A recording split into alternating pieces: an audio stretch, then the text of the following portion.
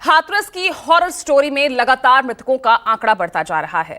अब तक 121 लोगों की मौत की पुष्टि हो चुकी है।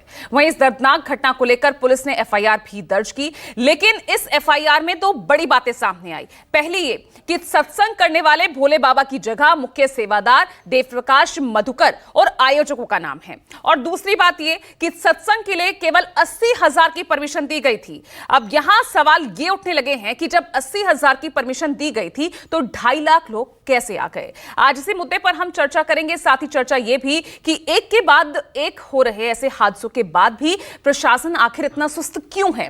क्या ऐसे आयोजनों को बैन नहीं कर देना चाहिए? इसी पर चर्चा के लिए हाथरस और लखनऊ से मेरे साथ मेरे दो सहयोगी मौजूद होंगे। साथ ही खास मेहमान भी जुड़े हुए हैं, लेकिन उससे पहले सुनिए इस मामले पर सफेद पोशों का क्या कुछ कहना है।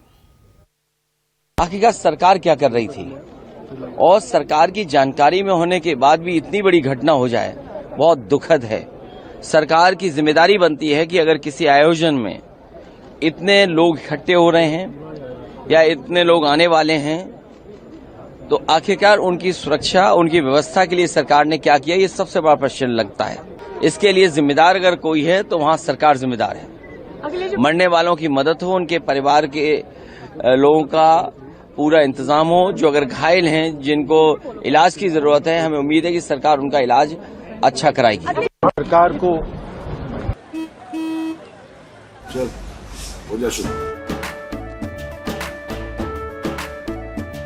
केसरिया से मन जोगी हुआ रे, दिल झूमे देखो पतवारा हुआ रे, दिल झूमे देखो पतवारा हुआ रे। हर पल मनाओ केसरी त्योहार। विमल, बोलो जुबान केसरी।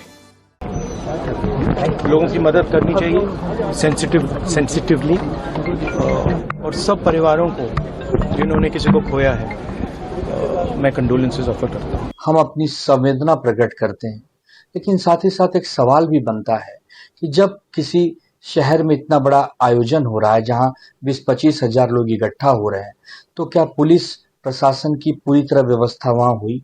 और जिन आयोजकों ने यह इतना विशाल कार्यक्रम आयोजित किया, क्या उन्होंने सब नियम के अनुसार परमिशन लिए? फिर इतने बड़े हादसे के बाद इतने लोगों की जब जान चली गई, तब अब इस पर कार्रवाई होगी, धरपकड़ होगी, अब ये सब होगा ना। इसके पहले आपने जांचा क्या?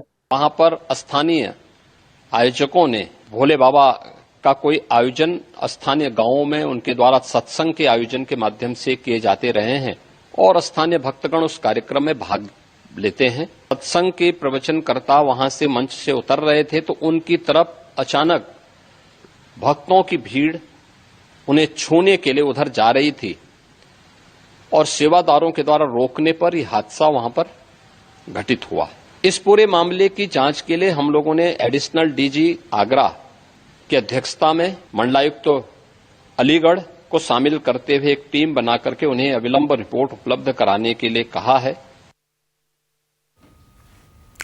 तो चलिए, चर्चा यहां पर बहुत जरूरी है क्योंकि कई गंभीर सवाल खड़े हो रहे हैं। और जो इस वक्त पैनल हमारे साथ मौजूद है, सबसे पहले परिचय करा देती हूं। मनीष शुक्ला हमारे साथ बीजेपी से जुड़ चुके हैं, प्रियंका गुप्ता कांग्रेस से हमें ज्वाइन कर चुकी हैं, दीपक रंजन है समाजवादी पार्टी से, अनिल दुबे हैं आरएलडी से, विक्रम सिंह हैं। विक्रम सिंह जी कुछ ही देर में हमारे साथ जुड़ रहे हैं, एक्स से जुड़ चुके हैं, आप देख सकते हैं, पूर्व डीजीपी हैं यूपी।